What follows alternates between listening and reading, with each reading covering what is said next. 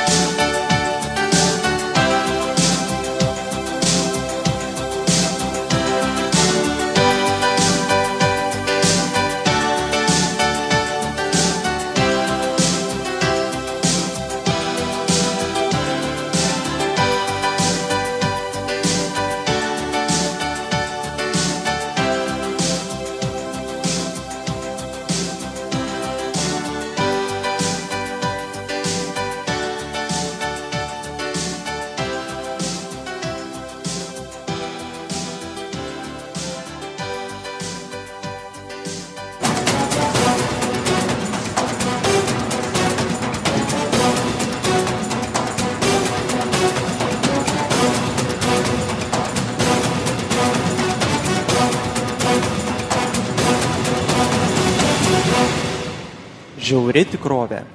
Penktadienis 11 valanda ir Pulso eteryje laida Žiauri tikrovė apie lietuvius, apie mūsų istoriją ir jau kelintą laidą tęsėme ciklą apie papročius senosios mūsų kultūros, taip pavadinkim. Ir Aivaras Lelika kartu su manim kaip ir įprasta. Sveikas gyvas. Sveikas Erikai, labas Lietuva, labas klausytojai, vasarėje, šiltėje. Tai taip apie pasaulyje žiūrą kalbėjome, kultūra beje irgi labai smagus lotyniškas žodis, reiškintis maždaug apytiksliai apeigos. Jeigu, pavyzdžiui, mes turim kultūros ministerija, tai lietuvių kalba apeigų tarnyba. Apeigų tarnyba, jo. Tai yra apeiti, eiti, tai yra judesio kažkokia tam tikro pradžia, tam tikras veiksmas. Ir tie lotyniški žodžiai, tos lotyniškos sampratos, kaip aš jau minėjau, būtų smagu, jeigu keistųsi gimtasias. Ir tada, aišku, bent jau pasidaro, kokias apeigas vykdo mūsų tarnyba arba ministerija tenai atlieka. O šiandien aš jau visgi manau apie pasaulėžiūrą, kaip ir pabaigsiu tą laikotarpį, galbūt prieš paskutiniai laidoj ar prieš pat vasarą aš turiu omeny. Tai daugiau apie tai ir pasikalbėsime. O dabar šiandien aš toliau pratęsiu pasakojimą apie mūsų istoriją. Aš kiek prisimenu, mes sustojame apie 1220-1215, tai yra Livonijos ordino atsikėlimas ir pradėjimas iš šiaurės pulti mūsų žemės. Ir pagrindiniai šaltiniai iš to laikmečio, nuo 13 amžiaus pradžios, ypač iš 12-11 amžiaus, yra mūsų šaltiniai visi ne mūsų didžiaja, bent jau kiek aš mačiau, tai yra vienas kitas mūsų kalbos žodis, bet pagrindė tai yra svetimųjų istorija parašyta apie mus, tai yra kunigų, įvairių keliautojų, vienuolių, karaliaus arba imperatorių, arba kitų asmeninių kronikininkų, raštvedžių. Ir mes, aišku, savo paslaptį, sakykime, pasaulyje žiūrinius, esminius dalykus, kurie mus jungia, tai buvo kaip ir slepiama dalinai nuo tų svetimų ir nesuprantama tiems svetimiesiems. Taigi, tie svetimšaliai, nemokėdami lietuviškos kalbos, daug ko nesuprato, reikiamai neužgirdo. Ir anot, kaip Simonas Daukantas yra pasakęs, ir visų išmintinguosius mūsų įpročius ir įstatymus išjokė ir išpeizojo dėl to vien, jog jie buvo pagonų, nekrikščionių. Ir taip pas mūsų laiku tai išliko kaip pasakos, kaip padavimai, išliko dainose, kurių viena kita tik tai iš to laikmečio, galbūt vadinama liaudies daina, galima atsekti. Ir taip, mes esame nuskriausti, apiplėšti kažkiek tai, nes turim naudoti svetimųjų šaltinius, o savuosius ir esam numenkinę tiek, kad tai tapo pasakomis. Ir be abejo lieka remtis tada katalikų pasakomis, kurias aš visgi vadinu irgi pasakomis, todėl kad daugiausiai greičiausiai jie, kaip ir, jeigu mes visai neseną praeitį prisiminsim, supuvęs kapitalizmas, klestinčio kabutėse komunizmo buvo nupiešiamas, kaip ten iš bado miršta žmonės, kaip ten yra viskas tuščios parduotuvės. Ir tada tokie laimingi žmonės išeidavo pas mus į gatves galvodami, kaip, nuvažiuodavo į tą vadinamą supuvusį kapitalizmą, tai nustebdavo, kad ten tas vaizdelis yra tik tai spaudoj piešiamas buvo. Tai taip ir apie mūsų kraštą be abejo buvo taip panašiai buvo piešiama. Ir pavyzdžiui, to laikmečio šaltiniuose, tai 13 amžiaus pradžios, mes esam pristatomi kaip šėtono vaikai, laukiniai žmonės, bedieviai, priesaikų laužytojai, šunis, kaimynus puldinėjantis vilkai. Tai matom, kad toks žmogaus pavaizdavimas, jisai tiesiog klasikinis propagandos, dar visiškai neseniai patirtos komunistiniais laikais, įvaizdžio mito kūrimas, tai pavadinkim. Ir tai yra toks žmogaus pavaizdavimas. Yra tik tai pykčio, tik tai nepykantos, tik tai pagiežos valstybiniam lygmenį, smegenų plovimo lygmenį. Ir tai be abejo nėra sąžiningi tiesos liudijimai. Todėl mes turim atsargiai žiūrėti tokius pareiškimus arba į tos visus tekstus ir visą kitą. Bet vėl, aš kaip minėjau, mūsų istorikai kažkodėl tai didžiąją dalim laikosi. Ypač oficialusis Vilniaus universitetas dažnai kalba, kad taip, pas mus buvo laukiniai, bedieviai ir panašiai. Kai jie turėjo dievą, be abejo, jie nebuvo laukiniai ir panašiai. Ir aš pratęsiu nuo laikotarpio 1215 metų, tai yra viena iš svarbesnių valstybinių sutarčių, kuomet Samogetijos, tai yra Žemaitijos, kunigaikščiai arba karo vadai yra pasirašę sutartį su Haličo Voluinė kunigaikštystė, kuri šiai dienai, sakykime, yra į Lvovo pusę. Jeigu taip įsivaizduot, gan tolokai nuo Lietuvos. Šiai dienai, bet tuo metu tai buvo pakankamai arti ir tai yra viena iš pirmųjų tarp valstybinių sutarčių, tarp Samogetų, žemaičių, kuriuose dalyvavo ir Žemaitijos kunigaikščiai Erdvilas ir Vykantas. Iš viso buvo 21 lietuvių kunigaikščių vadų grupė, tai yra karo vadai. Ir tas sutarties, beje, pats Haličas Voluinės, ir originalę, ir turėtų tartis Galija, G, tas vertimas yra G, nėra mūsų kalboje netgi G raidės, jeigu jau herbas, tai ne herbas, o G turėtų būti gerbas. Herojus. Jo, taip, tai va tie didžiąją dalim, tai Galijos Vėlijos. Galija, Haličas yra nekas kita kaip Galija, ir Voluinė yra nekas kita kaip Vėlija. Ta pati Galija, kurią mes matome prancūzų žemėse buvusią kažkada, tai ta pati žemė, kurią mes matome beje ir paimdami žemgalius. Čia jau yra lietuviška interpretacija žemgalių, GŽ virtimai. O originalė rašosi Semigalan, tai yra žemės galas arba žemės galai. Tai čia viena iš tų dalių, kuri vėliau išvito į Žemgalą. Tai čia Ryga, maždaug Rygos žemės, Dauguvos upės, nuo Ventspilio, sakykime, čia ta Žemgala ir žemės galas. Iš kitos pusės kai kas sako, kad tai yra žemaičių žemės galas. Bet originalė Galen, Semigalen ir ta pati Galija yra Voluinėje. Ir tai mes buvom be abejo, vien jau pavadinimai kalba apie gilias sąsajas, archeologiniai radiniai iš viso kalba, kaip apie vientisą regioną, tik tai religijos suskaldyta, katalikiškos religijos, pravoslaviškos religijos ir vadinamosios tradicinės senosios, kurią aš vadinu sarmatiškoji, galim vadinti ir baltiškąją, tai tenai 1215 metais Galijai Vėlijai, Haličiai Voluinei susirinko Rutėnijos, tai yra Rusijos kunigaikščiai, ir mes pasirašom sutartį, kurią aš maždaug galiu trumpai perskaityti. Dievui liepus atsiuntė Lietuvos kunigaikščiai didžiajai kunigaikštieniai Romanovieniai ir Danieliui bei Bazilkui taiką suteikdami. O lietuvių kunigaikščių vardai buvo štai vyresnieji Žvinbudas, Daujotas, Dausprungas, jo brolis Mindaugas, Daujoto brolis Viligaila, o žemaičių kunigaikščiai Gerdvilas, Vykintas, o Ruškaičių Kintibutas, Vembutas, Būtautas, Vižeitis ir jo sūnus Velžys, Kitenis, Plikienė. O štai bulioniai Vismantas jį nužudė Mindaugas ir jo žmoną pasiėmė ir jo brolius užmušė. Gedvilas, Pudeiki, o štai kunigaikščiai iš Deltuvos, Jodikis, Buteikis, Bikšys, Ligeikis. Šie visi suteikė taiką kunigaikščiai Danieliui ir Bazilkui ir buvo žemė rami. Tai yra, mes tuo metu, kaip jūs suprantate, iš sutarties kovojam su Haličo, tai yra su Lvovo žemėmis. Tai buvo mūsų paribys. Ir tame pariby Lietuvos Žemaitijos kunigaikščiai, Samogitijos, sudarė taikos valstybinę sutartį. Tai apie mūsų istorikai neigia, kad buvo valstybingumo užuomis, kad ne, šiuo atveju valstybinės sutartis buvo sudarytas ir išliko net, sakykime, čia berods iš Bychovo kronikos. Tai yra faktas.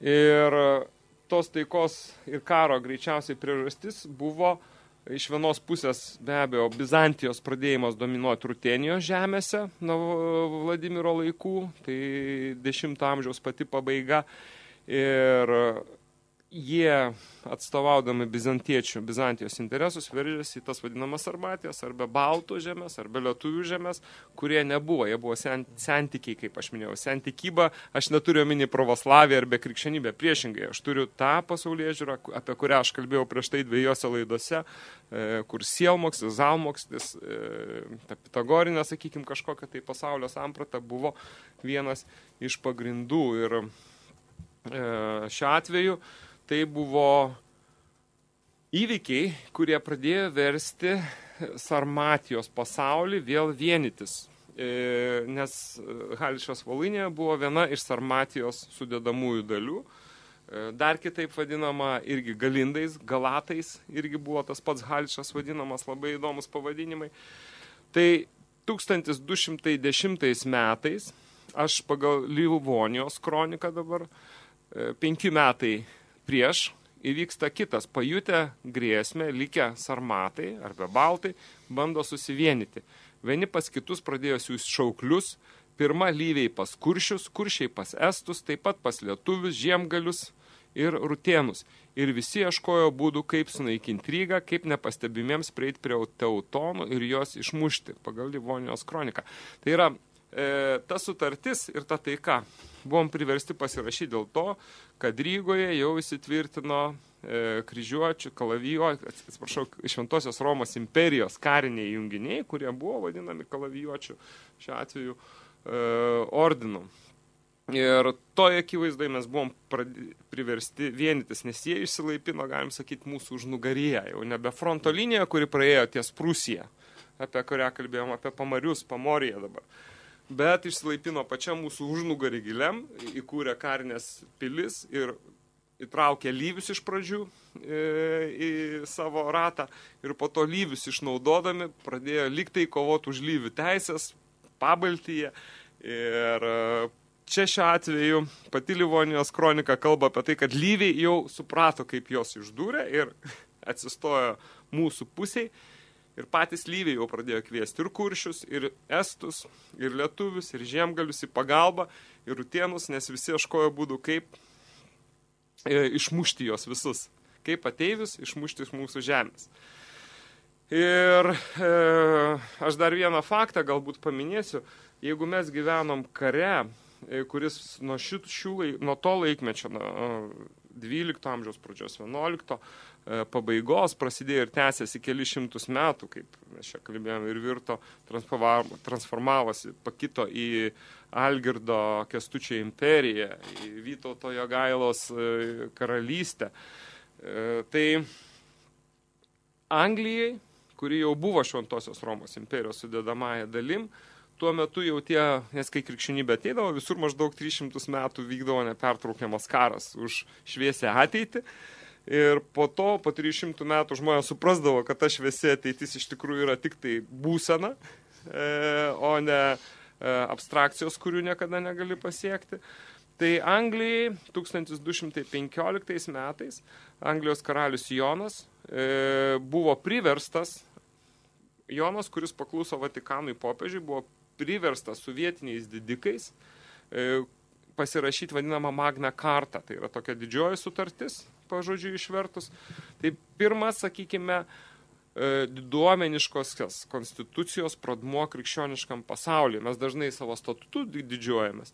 Ne, iš tikrųjų reikėtų paminėti, kad dar iki statuto įvedimo krikščioniškam pasauliu. Taip, jeigu žiūrėsim, tai buvo pirmą kartą, kada besąlyginę vergiją vietinė jau diduomenė nusimetė, tai yra Magna Carta pasirašyta Anglijai. Ir pas mus be abejo buvo visiškai kita struktūra, mums nereikėjo, pas mus žmonės buvo laisvi, rinkdavo atstovus, kurie atstovaudavo jų interesus ir jie atšaukdavo, skaitant rinkdavo karalius, skaitant patvirtindavo kunigaikščius pagal gabumus, yra visur parašyta, o ne pagal kraujo liniją. Tai yra vienas iš nesusipratimų ir bažnyčios kontroliuojamų nesusipratimų, nes tu kontroliuoji kurią giminę vieną žmogų lengviau kontroliuoti negu 3 milijonus. Tai šiuo atveju bažnyčia ėjo to keliu, kad vieną šeimą geriau kontroliuoti negu kelis milijonų žmonių ir tą šeimą paskirdavo okupuotėsiams kraštams, ko ir susigundė Mindaugas, sakykime, kažkiek tai. Tai tas mūsų pasaulyje, kas įvyko jau krikščioniškam pasaulyje, įvyko maždaug Krievos unijos laikais, tai 1386-87, spėjama be abejo, kad Krievos unijos laikais, kuomet irgi diduomenė parašė panašų atitikmenį, o po to Lietuvos statutas transformavo, jeigu ten į vieną lapą maždaug viskas buvo sutalpinta Magnos kartoje, tą patį rytinį odinį aš mačiau. Tai šiuo atveju mūsų buvo į teisyną, kuris tapo pagrindu, galima sakyti, visom europiniam konstitucijom Lietuvos didžiosios. O čia šiuo atveju tapo pretekstu bendrai iškelti klausimą, kas yra žemės šeimininkas. Karalius su popiežium ar vietiniai gyventojai. Tai Anglijoje mes turim precedentą pirmą tokį, sakykime, jau krikščioniškam pasauliu, kur vietiniai gyventojai nutarė, kad jų interesus atstovaus karalius. Paėmiau, taip sakant. Be abejo, daug žuvo žmonių karuose. Ir tais pačiais metais, ne tais pačiais 1215-1210 mes bandom apsijungti, bet tas apsijungimas prasidėjo nuo, jeigu, kaip aš minėjau, kalavijuočiai puolė mus iš užnugario, Kristaus kalavijų brolyje iš Rygos pusės. Tai cistersai, kurie jau buvo, aš šiek tiek paminėsiu, Venedų kryžiaus žygiai prieš tai buvo, tai ir užėmė Pamarius. Tai cistersų vienuolynas toks buvo kaip ideologinė institucija, ištirti padėti prūsų pasaulyje, užfiksuoti kaip ir ką jie masto ir tada į tą mąstymą, į tą sampratą pradėti vedinėti ideologinės klaidas arba paklaidas. Ir 1207 metais jau cistersų vienuolis Labuvo žemėse gyrėsi, jog pirmieji Labuvos prūsai iš jų priėmė krikštą, yra net vardai šitame akte išvardinti, ir ta proga iš Laterano cistersai gavo oficialų popiežiaus Inocento III sveikinimą už tai, kad jie konvertavo Labuvos pirmosius prūsus. Ir tais pačiais metais, kai cistersai jau pajudėjo į Prūsiją, tai ideologinis pirmo, iš paskos ateidavo be abejo karinis, iš pradžių sako, duosim jums laisvę, štai jums demokratija, o po to ateina kareiviai, šaudo visus, kurie nepritarė tai demokratijai ir tie tampa šeimininkais tų žmonių, kurie priėmė demokratiją, o tie tampa vergais tų, viskas apverčiama aukštinko. Aš apie katalikybę, apie būtent katalikišką sistemą nuometinę.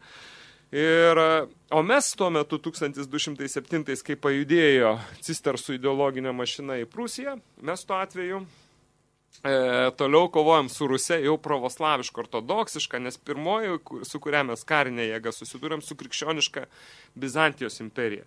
Ir jie būtent irgi per tą ideologinę konversiją, tą prūsiškąją, baltiškąją dalį Sarmatijos konvertavo į pravoslaviškąją. Ir mes kovojam būtent Volynijos rytį. Todėl ta sutartis yra svarbi tom, kad po 7 metų, 1215 metų sutartis Haličio Volynijos, yra svarbi to, kad 1207 mes dar su jais kovojam. Su savo broliais, tik ideologiškais skirtumais paremtais. Tai yra, jie buvo ortodoksai, o mes senajosios tikybos. Tai yra išlikę aprašai, jog lietuviai, jotvingiai įsiveržė į Volynijos rytis, galimai vadovavo Lietuvos valdovas Ringaudas. Ringaudas, kaip aš minėjau, yra ir Mindaugo tėvas. Žygis buvo didelės apimties, buvo labai giliai įsiveršęs į Volynijos žemes. Truko nuo 1207 iki 1208 žiemos. Žodžiu, mes akivaizdžiai tada dar neturėjom, tai pavadinkim, antro fronto ties Prūsija. Ir turėjom pirmasis frontas, pats svarbiausias buvo šiuo atveju Sarmatijos žemės, prieimusios ortodoksinį religinį tikėjimą, žinomas kaip Rusios žemės. Ir 1206 metais, 1202 metais mes turim faktą, kuria mūsų kariniam pajėgom dalyvaujant dabartinės Ukrainos viduržemiuose, kryžiuočiai arba Šventoji Romos imperija, pasinaudodama tom padėtim ir situacijom, 1202 metais įsitvirtino Dauguvos upės žiotyse ir ten yra įkūriamas kalavijuočių ordinas su Kristaus kariuomeniais broliais. Jisai buvo įkurtas iš Bremeno katalikų bažnyčios vyskupijos kapitulos nario Alberto. Ir nuo savo įkūrimo 1202 metais Rygoje sistemingai vykdė nuolatinį fizinį, dvasinį, lietuvių, latvių, estų, visų mūsų vadinamųjų baltų ir ne tik aš vadinu sarmatų, tautų visą įmanomą genocidą, pradedant fiziniu ir baigiant dvasiniu, kultūriniu. Bažnyčia, mano supratimu, turėtų prisimti atsakomybę ir įvardinti ir be abejo atskirti popiežiui Inocentą III, kuris laimino nuo bažnyčios ir paskelbdamas velnio išperą patį Inocentą, nes tik tai velnas galėjo tokius darbus daryti to popiežiaus rankomis. O pradžia tai buvo 1199 metai, tai toksai, kaip aš vadinu, politinio švietimo instruktoriai arba indoktrinacija prasidėdavo nuo to, kad pirmą atvykdavo kažkokie tai vyskupai, tai dažniausiai būdavo kažkokios kilmingos šeimos arba jaunesniai, nes vyresniai paveldėdavo karaliaus titulo, o jaunesnė susibažnyčia ar vienuolynus uždarydavo, kad negalėtų paveldėti turto ir sudarydavo sąlygas, kuriuose greitai ir numirdavo, kad nebūtų ginčių, nes jeigu mirdavo be palikonių ar be palikonių tas karalius ar didikas, tuomet turtas atitekdavo visas automatiškai bažnyčiai. Tai irgi bažnyčia buvo suinteresuota, kad kiek įmanoma daugiau tų turtuolių mirtų užjūriuose, kad galėtų jų turtą pasisavinti. Ir todėl yra tas bažnyčios praturtėjimas ir tapimas šiai dienai jinai yra tapus pačia turtingiausia institucija pasaulyje pagal nekilnojamo turto kiekį ir pagal meninių vertybių kiekį. Ir kai vienas pažįstamas sakė, remti katalikų bažnyčią yra toks pat nusikaltimas, kaip remti, pavyzdžiui, Irano šeichą arba kokį nors Saudo Arabijos šeichą, kuris sėdi ant naftos statinės ir gauna pajamas. Tai katalikų bažnyčios parama, sakykime, ar iš valstybinė, yra tas pats, kas remti patį turtingiausią nekilnojamo meno vertybėmis instituciją. Asmeniškai aš nieko prieš, ta prasme, kad yra žmonės, kurie asmeniškai daug nuostabių dalykų, bet pati institucija yra. Ir tai be abejo buvo šitų žmonių išsiuntimas, todėl jie niekada ir nepasmerks kryžiaus žygius, nes tai davė pačius didžiausius bažnyčiai turtus ir galės. Ir be abejo ta celibatinė sistema. Tai Albertas Buxhovendenas iš Bremeno, arkivyskupo Hartvigo, buvo paskirtas Sarmatijos žemė misionierium ir atsakingas už jų jungimą iš Šventosios Romos imperiją.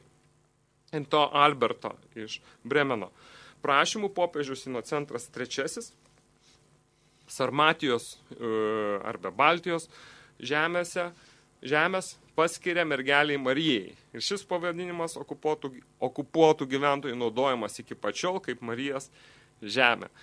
Ir Eurijoto ir Rivonijos kronika rašo, kad 1198 vokiečių kryžininkai Bertolto vedami įsiveržė į Lybių žemę ir buvo pirmas jų pralaimėjimas, kur 300 užmušo tų okupacinės administracijos atstovų ir kronika iškart buvo parašyta, kad tai yra lietuvių darbas.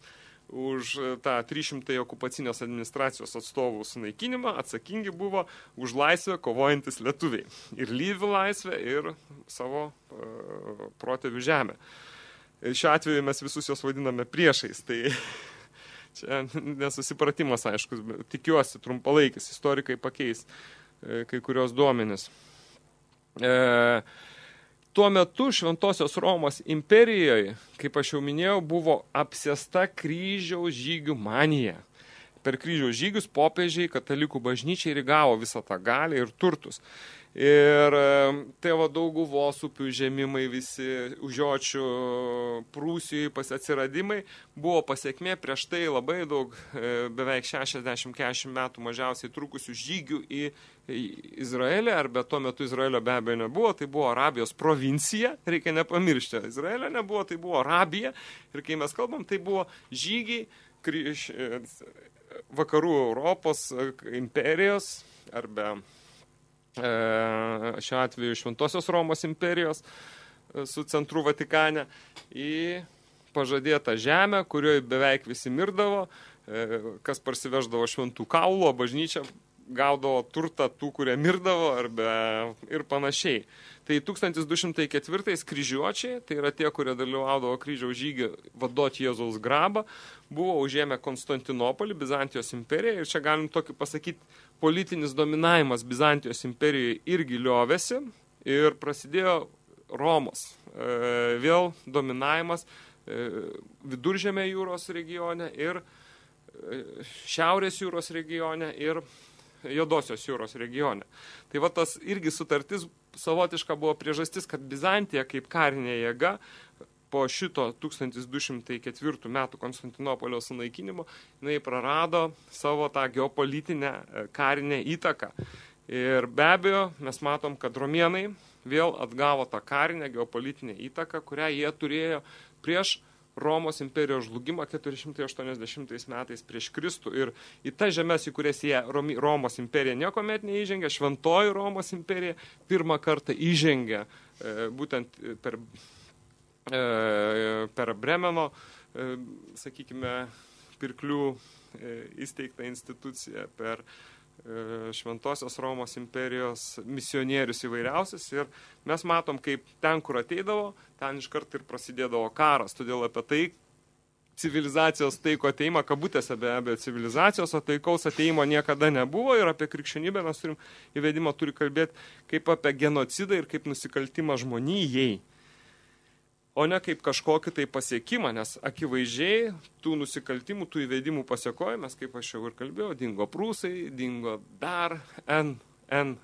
genčių, kurių pavadinimai išliko tik tai raštuose, ir viena kita gentis, kuri išliko, tai tik tai lietuviai ir tik tai latviai. Ir dar be abejo samogetai ir bežemaičiai. Žemgaliai galbūt yra kažkiek tai kuršiai. 1204 metais užėmus Konstantinopolį buvo sudeginta ir imperinė biblioteka. Tai taip didžioji dalis praeities antikinių laikų mokslo pasiekimų dingo pačių krikščionių uždegtoj liepsnoj. Laužas užgeso ir Europai galutinai stojo tamsieji amžiai. O 1204 metais buvo uždegtas laužas iš visų mokslinių veikalų Bizantijai. Ir Europoje, galim pasakyti, prasidėjo scholastiniai, teologiniai samprotavimai ir kryžiaus tas žygių tūkstantmetis galim įvardinti, todėl kad dar 1700-aisiais kryžiaus žygiai vyko. Toliau 1193 metai yra oficialusis popiežiaus Celestino kreipimasis, ir dėl globos tų vienuolių, kurie atlikinėjo indoktrinaciją Prūsijos gyventojų, be abejo, iš pradžių bandydavo taikiai, po to per prievartą, kad jie pripažintų tą kančią kaip didžiausią Dievo dovaną. Vietiniai gyventojai be abejo tą kančią ir tas mirtis nenorėjo pripažinti kaip dovaną. Ir Celestinas III kreipėsi į katalikišką pasaulį 1193, sakydamas, kad reikia globotos brolius vienuolius, kurios vietiniai gyventojai žudo, nenori jiems nemokamai atlyginimo, nuo mokesčio atleisti ir patys jiems visus savo turtus atiduoti. Tai šiuo atveju, kai tas popiežius kreipėsi, galim pradėti vadinti jų tų šiaurės kryžiaus žygių irgi savotiška pradžia. O okupuojant va, tas žemės, sakykime, prūsiškasias jau, Kulmo žemės, Lyvių žemės, Estų žemės, Ozelio saloj, aplink Revelį, Taliną, mes matom, yra labai pasaulio samprata krikščioniška, buvo paprastai, jinai išliko tokia pat, nelabai pasikeitė. Tai yra velnias ir jo demonai valdo viską, kas randasi po žemės paviršiuje.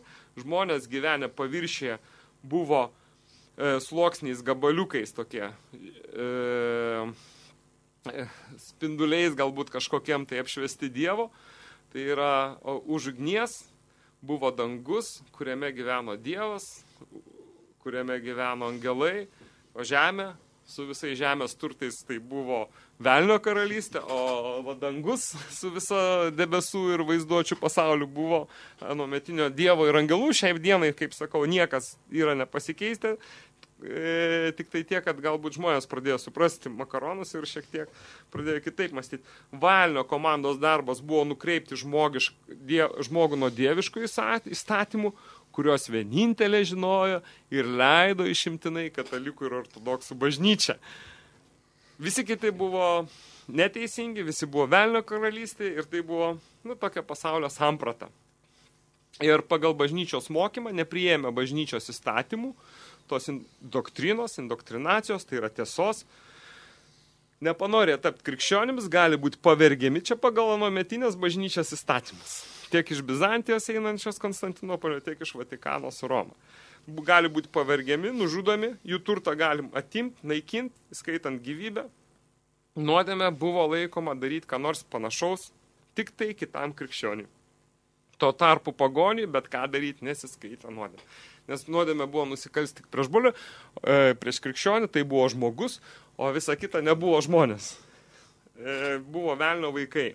Tai aš jau pačioj pradžioj paminėjau. Taigi, 1191 metais, vasario 6 dieną, popiežius Klemensas III atskirą bulę įkuria vienuoliją arba ordiną, vadinama Fratrum Teutonicorum Ecclesia Sancta Marija Hierosolymiticum. Dar kitaip kryžiuočių ordinas arba Teutonų brolyje Šventosios Marijos Jeruzalėje bažnyčios. Tai buvo kaip ir globėjų, kaip ir turėjo rūpintis ligoniais. Slaugyti vykstančius piligrimus iš Vokietijos į Jeruzalę lankyti Jėzaus grabo. Tai toks jų darbas buvo, bet koks darbas jų iš tikrųjų mes labai gerai žinom. Jo? Tai tau pasako, oi čia demokratija, oi čia kokie gražus dalykai prasidės. Ir staiga pradeda visų šaudyti su automatais. Ir sako, ne, čia yra, kaip pasakyti, kova už tos idealus, kuriuos mes paskelbėme. Jo. Ir tada įvyksta po žmonių šizofrenija, jie mato mirtis ir žudynės ir mato, kad tai yra Dievo darbas. Po to bažnyčia, oi, ne, čia buvo tų žmonių, nežiūrint tai, kad tuo metu popiežius palaimino. Jeigu popiežius palaimino ir davė bulių, vadinasi, jis tiesiogiai dalyvavo, vadinasi, pats pripažino, kad jis yra velnio vaikas. Tai tada vadinasi, kol jie neatskirsė, visi, kurie net ateina sekmadieniais, yra tiesiog velnio vaikai. Pagal pačią paprasčiausią logiką. Be abejo, daug žmonių turėjo mirti, kad tokius dalykus būtų galim kalbėti šiandien eteryje, bet tuo metu tie slaugytojai, kryžiuočiai pradėjo savo veiklą Akroje, anuometiniai Arabijai, kurie slaugė turistus, piligrimus, kurie vykdavo į Arabiją vaduoti Jėzaus grabą, tuomet Bizantijos dalį, Bizantijos imperija, kuri pasidavė į islamą išpažįstančių globą arabų. Nes Bizantijos imperija irgi kovojo už vieną teisingą tikėjimą, kuris buvo tuo metu ortodoksai. Taigi, vasario 6 dieną, toks irgi labai gal savotiškai simboliškas 1191 metais, tai buvo patvirtinta Klemenso III vienuolijos regula įstatymai. Paskaitykit, jūs nustepsit, kokie baisūs įstatymai regula to vienuolyno buvo iš tikrųjų. Ir popiežius netrukus vasario 19, popiežius jau kitas Inocentas III atskirą bulę patvirtino vienuolijos tikslus ir tiesiog nuo to laiko pavaldus tik Romos vyskupui, tik tai popiežiui buvo.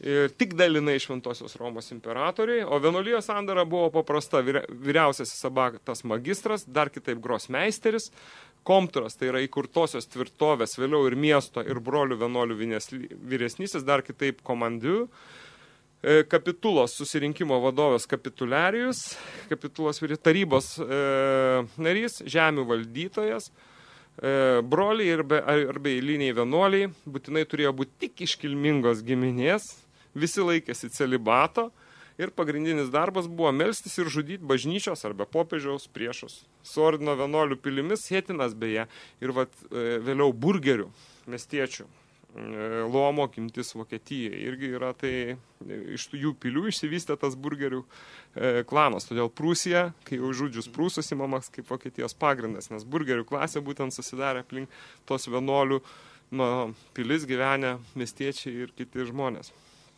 Ir netrukus ši vienuolija pradėjo Sarmatijos puolimą iš vakarų ir pietų ir mūsų tuo metu yra išlikę irgi galimai tuo meto, tai yra 12 amžiaus pradžios, 11 amžiaus pabaigos ir vidurio, irgi tam tikri valdovai, kur aš perskaitysiu tiesiog iš tų pačių cisters irgi vienuolių.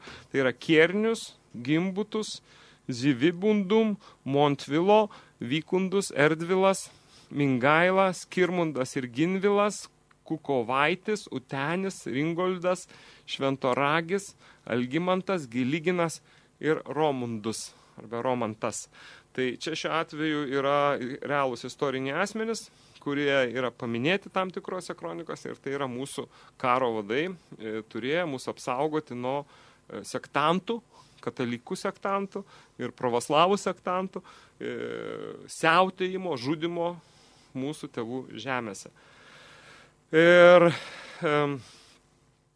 runos be abejo pas mus būdavo knygos, pagrinde runomis rašomos ir yra netgi išlikę iš 17-18 amžiaus aprašai, kaip katalikų vienuoliai, pranciškonai, domininkonai ir kiti kamalduliai naikino akmenis su runomis, naikino paskutinius įrašus, nes akmenis ilgiausiai išsaugojo.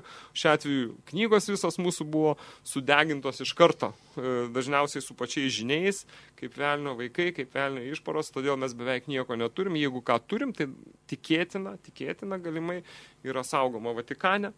Ir jeigu Vatikanas būtų geranoriškas mūsų atžvilgių, sąžiningas, jisai paskelbtų tos šaltinius, kurios net nebejoju, kad jie saugo laiko ir turi. Pavyzdžiui, netgi dar Narbutas iš savo prisiminimų, Teodoras Narbutas, paminė Lydos teisėją Volskį, kuris aprašo, jog Lydos pilies griuvėsiuose buvo rastos medinės lentelėse, kurioje buvo išpjaustytos raidės ir tos raidės buvo senasis lietuviškas raštas. Tačiau lietuviškų runiško rašto ant medžio, kaip irgi mes neturim, išskyrus turim vadinamas Gedimino kalendorius, tas Gedimino lazdeles, apie kurias kalba dažnai Libertas Klimka ir rodo, tai vat, galit maždaug įsivaizduoti mūsų senasias knygas, nes išliko tam tikri fragmentai, tam tikri likučiai. Ir aš čia tiesiog turiu patys kunigai savo rankomis prieš parapijos akivaizdą, naikindavo tą mūsų paveldą, aiškindami, kad tai yra nusikaltimas. Tai nežinau, reikėtų mažiausiai Lietuvoje galbūt parduoti 100% visų katalikiškų bažnyčių, ir galbūt bendrai katalikų kokį 20% turto, kad kompensuoti tą nuostolį, tą atsakomybę, jeigu jie tiki Dievą. Jie turėtų tai padaryti, sugrąžintą paveldą, kurį mes turėjome. Be abejo, dar išliko tie raštai audiniuose, net žodis raštas yra juosta pas mus. Buvo raštai ant ragų, kurių mes beveik neturim, tie ragai iš per iškilmės keliami. Žodžiu, raštą mes turėjom, tik tai tiek, kad katalikiška sistema mums įteigė, kad mes buvom niekas iki kol jie netėjo ir netvešė savo latiniškų raidžių. Bet raštą, tai jie patys ir sunaikino, kad po to galėtų meluoti. Ir gėda be abejo tiems, kas dalyvauja šitam mele. Nes, pavyzdžiui, vėl perskaitysiu trumpą ištrauką apie tos pačios krikščionybės ateimą. Tais pačiais metais šeštadienį Goldingos komturas su žmonėmis iš Kuršo įsiveržė į lietuvių žemę, kurią nuniokojo, o būtent Pluten, Malovę, Varnen, Medininkien kryptimi iki vadinamo Pluden ežero aplinkių Versevene nakvodamas. Išsivarė 320 žmonių abiejų lyčių, taip pat 430 galvų stambiųjų galvijų arklių, neskaitant daugelio, kurios užmišė su saviškiais, jis grįžo nenukentėjęs.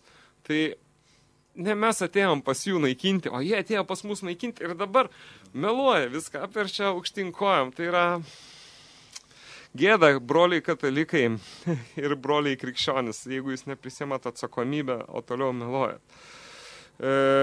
Praktikos tuo metu kataliko bažnyčios buvo taip, kad, pavyzdžiui, Inocentas III 1198 išleido popiežiaus bulę su prierašu, kad bet kuris bandys išsakyti asmeninį požiūrį į Dievą, kuris prieštarauja bažnyčios dogmai, turi būti sudegintas be jokio gailesčio. Tai čia yra, taip, ir tai neatšaukta. Tai kadangi popiežius išleido bulę, tai kaip ir galioja, tai popiežių reikia atskirti nuo Dievo ir tą bulę reikia atskirti nuo Dievo. Pasakyti, kad popiežius suklydo, o mes kaip žinome, kai popiežius išleidžia bulę ir besako, tai čia yra be abejo nuo 19 tik tai amžiaus, bet vis tiek neklysta. Tai šiuo atveju, jeigu neklydo, tai kaip čia dabar, jeigu žmogus išsako asmenį požiūrį į Dievą, tai sudeginti be gailesčio vėl reikėtų. O tai be abejo pasiekojo šitų tokių minčių buvo, pavyzdžiui, albingiečiai, katarai, Šventosios Romos imperijos sunaikinta daugiau nei 1 milijono žmonių per grubiai 30 metų laikotarpį tarp 1208-1238. Tai kad tie žmogžudžiai nieko naujo, taip sakant, išskyrus mirtį, destrukciją, griovimą, kaip ir neatnešė. Tas pats Tomas Akvinietis 13 amžiuje, tai tarp 1225-1274, pripažino, pavyzdžiui, kad pagal remdamasis Aristoteliu be abejo, kad vergiškumas arba vergas yra natūrali būsena. Jo, tai bažnyčia tuo metu, sakykime, ypač Tomo Akviniečio asmenyje, pripažino, kad turėti vergus yra sveika ir normalu. Kai šiuo atveju pirmieji krikščionys būtent kovojo, kad nebūtų ir buvo liktai viskas, bet jau tam 11 amžiaus Europoje, 12 amžiaus, tai tapo vėl norma ir neatsiejamų bažnytinių mokymų. Žodžiu, trumpą pertraukėlę gal padarom. Iš tikrųjų, tai galim padaryti trumpą, nes nors liko 5 minutės maždaug laidos. Arba tiesiog apibendrinam ir... Tik 5 minutės liko. Taip, tai kągi, kadangi 5 minutės liko, tai aš manau, kad kiekvienas klausytojas, kaip įprastai, aš pabaigiu 2 dalykais, kurios turėtų atminti, tai yra tautos ir valstybės pažangos priemonė. Žemė su jos turtais, Lietuvos ūkio pamatas. Žemė mitybo šaltinis, ne spekulacijos. Jos valdyti negali tas, kas iš jos negyvena. Lietuvo žemė, mūsų tautos nuosavybė, todėl neparduokim jos užsieniečiams. Antras, pasaulėžiūra. Kurkime ir laikykime bendros pasaulėžiūros. Čia ne tik lietuvius liečia, bet ir visus. Taip.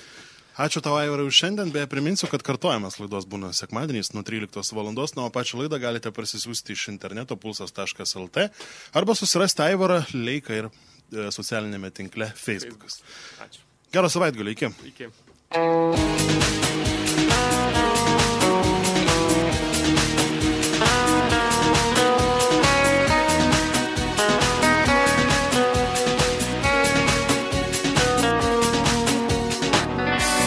Galbūt šiandieną aš netoks, būt galėčiau, jei suprasčiau žemiškus dėsnius ir tiesas.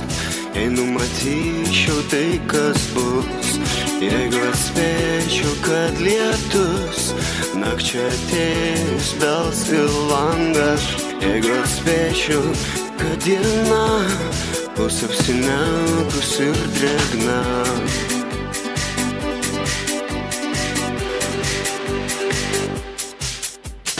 Geltoni krantai, jūros begalybė, žaidžiantys vaikai, smėlio pilyse, mano pėdos ten dar neišsitrynė.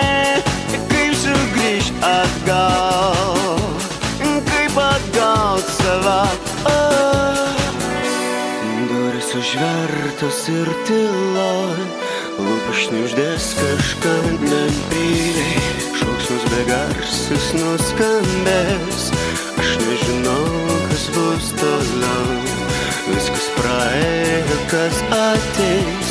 Jeigu jau nieko nebeliko, jei paskutiniai traukiniai pasiekia tolimą stotis.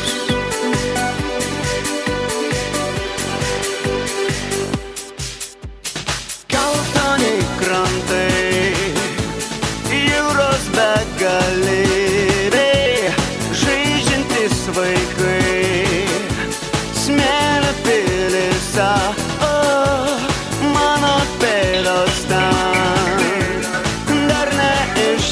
išsitrynė, kaip sugrįžt atgal, kaip atgaut save.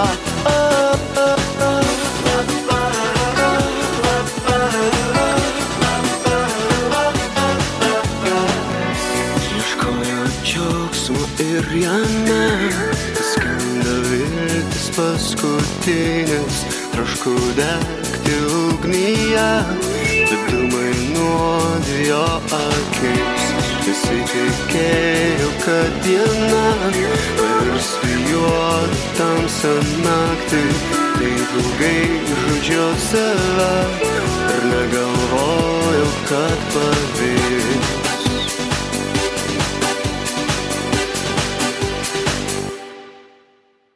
Geltoni krantai, jūros begaliniai, žaidžiantys vaikai, smėlio pilyse, mano pėdos ten, dar neišsitrynė, kaip sugrįžt atgal, kaip atgaut save.